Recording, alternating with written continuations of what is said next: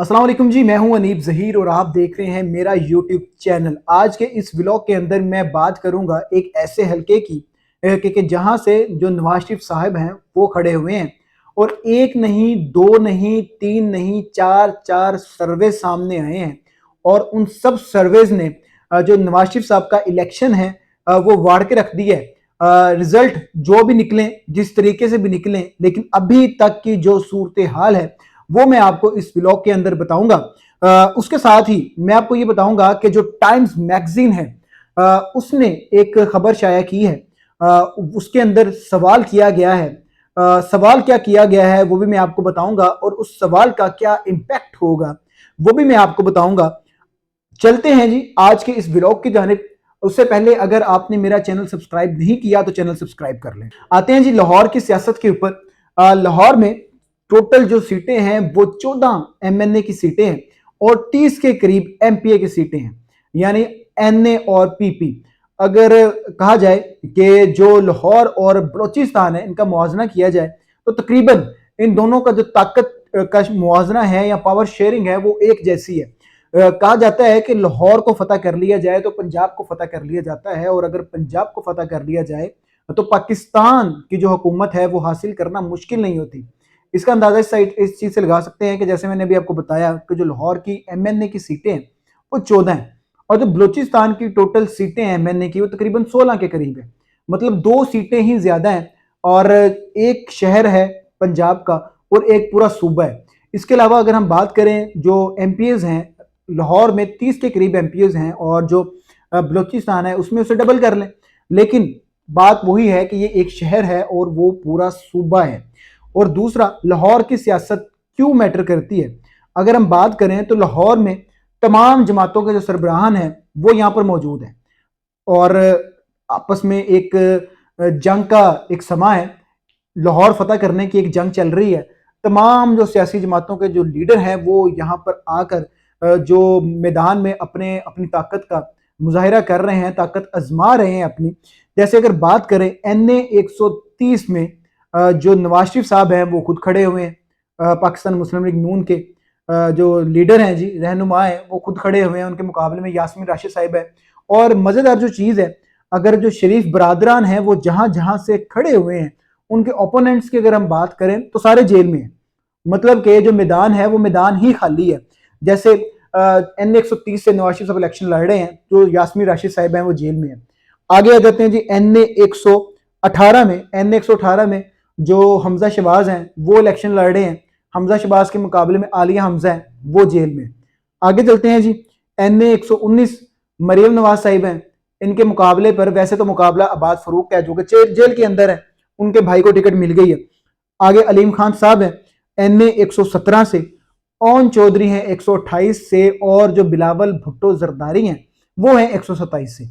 मतलब अगर हम ये कहें कि लाहौर के जो आधे एमएनए के हल्के हैं उन हलकों में किसी ना किसी जमात के जो सरबराह है वो यहाँ पर मौजूद है, इलेक्शन लड़ रहे हैं और सबका ही ये टारगेट है कि लाहौर को किसी तरीके से फतेह कर लिया जाए। एन 130 पे आते हैं जी। एन 128 पे पहले बात कर लेते हैं। एन 128 पे जो सलमान अकरम राजा साहब है वो बड़ी जबरदस्त कंपेन कर रहे हैं। वो मेरा ख्याल से अगर मैंने जितनी कंपेन्स देखी हैं पीटीआई के लोगों की, सलमान अकरम राजा साहब जिस तरीके से निकलते हैं फील्ड के अंदर और जिस तरीके से कंपेन करते हैं, मेरा नहीं ख्याल कि उस तरीके से कोई भी पाकिस्तान तहरीक इंसाफ का एमएनए इस वक्त लाहौर में कंपेन कर पा रहा है। तो काफी मजबूत सीट है। लेकिन अगर हम बात करते हैं नवाज शरीफ साहब की एनए 130 की, इसके अंदर जो इस्लामपुरा है, गवाल मंडी का एरिया है, मतलब पुराना लाहौर, वो सारा इसके अंदर आता है। और ये सीट वो है जो समझी जाती है कि पाकिस्तान मुस्लिम लीग का गढ़ है। पूरे पंजाब से भी अगर पाकिस्तान मुस्लिम लीग का सफाया हो जाए, लेकिन यहां से एनए 130 से पाकिस्तान मुस्लिम लीग का सफाया नहीं किया जा सकता। अब वहां जो सर्वेज आ रहे हैं हैरान कुन है। जो यास्मीन राशिद साहिब हैं वो 2013 में भी, उसके बाद 18 में भी, जिमनी इंतखाबात में भी हर दफा वो जो इस हल्के से खड़ी होती आई हैं। कभी उनका मुकाबला नवाज शरीफ से रहा है, कभी कलसूम नवाज साहिबा से रहा है, अब फिर नवाज शरीफ साहब से है। मतलब मुश्किल हल्का चुनती हैं, लेकिन जिस तरीके से वो कंपेन करती हैं वो काबिल तारीफ है। लेकिन इस वक्त वो जेल में है, कंपेन नहीं कर पा रही।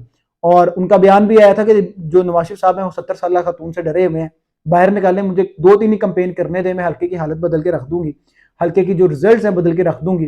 कंपेन करके, लेकिन सर्वेज आए हैं जी, एक नहीं, दो नहीं, तीन नहीं, चार चार सर्वे आए हैं, सहाफियों ने रिपोर्ट किया है, डिफरेंट चैनल्स ने रिपोर्ट किया है। उन सर्वेस के अंदर जो यास्मीन राशिद साहिबा हैं वो बर्तरी हासिल कर रही हैं जी। यास्मीन राशिद साहिबा उस हलके से बर्तरी हासिल कर रही हैं जहां से मुस्लिम लीग नून का खात्मा करना नामुमकिन समझा जाता था। बरक्स इसके कि नताइज क्या निकलेंगे, यास्मीन राशिद साहिबा जीत पाएंगी या नहीं जीत पाएंगी, क्योंकि जो इलेक्शन होता है वो ऑन डे होता है। इलेक्शन के दिन एक मुकम्मल एक तैयारी करनी होती है, किस तरीके से आपने जो रिजल्ट है उसको लेना है, किस तरीके से जो अपने आरओज हैं, जो सॉरी आपके पोलिंग एजेंट्स हैं उनको किस तरीके से आपने प्रोटेक्ट करना है। ये सारी जो चीजें हैं ये ऑन डे मैटर करती हैं। जारी बात है यास्मीन राशिद साहिबा तो जेल के अंदर हैं, तो उस तरीके से नहीं प्रोटेक्ट कर पाएंगी, तो ये सीट तो जो ज्यादा चांसेस है नवाज शरीफ साहब के जीतने के। लेकिन जो इस वक्त सर्वेज आ रहे हैं ऑन ग्राउंड, उसमें यास्मीन राशिद साहिबा नवाज शरीफ साहब को पीछे छोड़ चुकी है मकबूलियत में भी, और इलेक्शन डे पे भी अगर फ्री एंड फेयर हो जाता है तो ये सर्वेज हैं लाजमी अपना असर दिखाएंगे। और अगर अवाम निकल आती है और टर्न आउट दे देती है तो तब भी ये सीट निकलती नजर आ रही है। टर्न आउट क्या है बेसिकली? टर्न आउट ये है कि कितनी तादाद में जो लोग हैं वो निकलते हैं और वोट देते हैं। कम तादाद में निकलेंगे जो धांधली के चांसेस हैं वो बढ़ जाएंगे, थोड़े वोटों से धांधली की जा सकती है। ज्यादा तादाद में लोग निकलेंगे तो उतनी तादाद में धांधली नहीं की जा सकती, तो लिहाजा जो धांधली के जो रिजल्ट्स हैं वो कम हो जाएंगे और जो उम्मीदवार जिसको वाकई वोट डले हैं वो विनिंग पोजीशन में आ जाएगा। मालिक साहब ने बड़ा, मोहम्मद मालिक साहब हैं, उन्होंने बड़ा जबरदस्त एक तज्जिया किया है। उसके अंदर वो कहते हैं कि ये जो इलेक्शन है ये ताकतवर हलकों के और जो टर्न आउट है उसके दरमियान में है। ठीक है, पुलिस जिस तरीके से पाकिस्तान तहरीक इंसाफ के कारकुनान को दबा रही है, जो जमातें हैं वो किस तरीके से दबा रही हैं पाकिस्तान तहरीक इंसाफ को, ताकत है जी। इस ताकत का मुकाबला टर्न आउट से है। अगर तो टर्न आउट ज्यादा हो गया तो ये ताकत दब जाएगी, और अगर टर्न आउट कम हुआ तो ये ताकत गलबा पा लेगी। और जो रिजल्ट है वो जो ये जितनी जमातें हैं उनके अकॉर्डिंग निकल आएंगे रिजल्ट।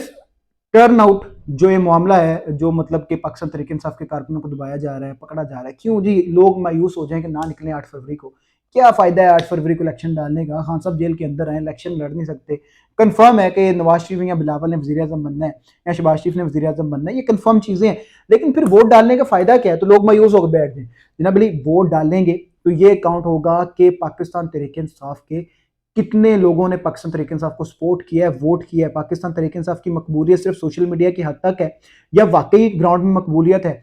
अगर तो आप नहीं निकलते, वोट नहीं डालते, तो ये बयानिया जो अपोजिशन जो ये जो जमातें दे रही हैं कि जनाब अली जो पाकिस्तान तहरीक इंसाफ है सिर्फ सोशल मीडिया की जमात है, तो ये बयानिया सच साबित हो जाएगा। लेकिन अगर निकलते हैं, वोट डालते हैं, टर्न आउट आता है, पाकिस्तान तहरीक इंसाफ को वोट डलते हैं, तो ये बयानिया पीछे रह जाएगा।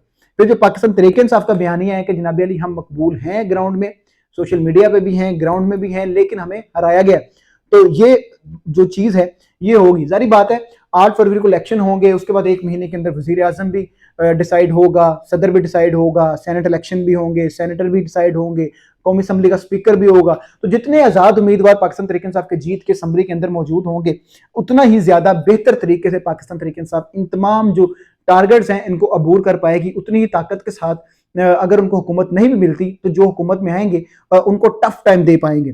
टाइम मैगजीन की बात करता हूँ। टाइम मैगजीन ने जिस तरह बाकी जितने भी ब्लूमबर्ग है या जितने भी इंटरनेशनल मैगजीन है या सर्वे एजेंसीज हैं, उन्होंने जो भी अभी तक सर्वे दिया है या जो भी स्टेटमेंट दी है वो इमरान खान के हक में दी है। टाइम मैगजीन में एक खबर दी है, सवाल किया बेसिकली यूएस से, अमेरिका से, कि पाकिस्तान के अंदर जो अनफेयर एक पार्टी के साथ अनफेयर बिहेव किया जा रहा है, जो इस अनफेयर किस्म के इलेक्शन किए जा रहे हैं और जो इमरान खान के साथ किया जा रहा है, यूएस इस पे इतना चुप करके क्यों बैठा हुआ है? यूएस हर चीज के अंदर इन्वॉल्वमेंट करता है, इस चीज के अंदर इन्वॉल्वमेंट क्यों नहीं कर रहा? क्या वजह है कि वो इतना खामोश है? क्या तमाम चीजें जो अमेरिका चाहता था उसके अकॉर्डिंग हो रही हैं? तो ये सवाल उठाया टाइम मैगजीन ने। तो जारी बात है इतना मोतबर अदारा है, ये सवाल उठाएगा तो ये सवाल दूर तक जाएगा। कोई छोटा सवाल नहीं उठाया गया और छोटे इदारे की तरफ से नहीं उठाया गया, इसका कहीं ना कहीं रिजल्ट निकलेगा। लिहाजा 8 फरवरी को निकले जो सर्वे आ रहे हैं उनको सच साबित करना या झूठ साबित करना, ये 8 फरवरी को आपका निकलना और वोट देना ये साबित करेगा। अगर आपको व्लॉग पसंद आया तो सब्सक्राइब करना मत भूलिएगा। अपनी दुआओं में याद रखिएगा। अल्लाह हाफिज़।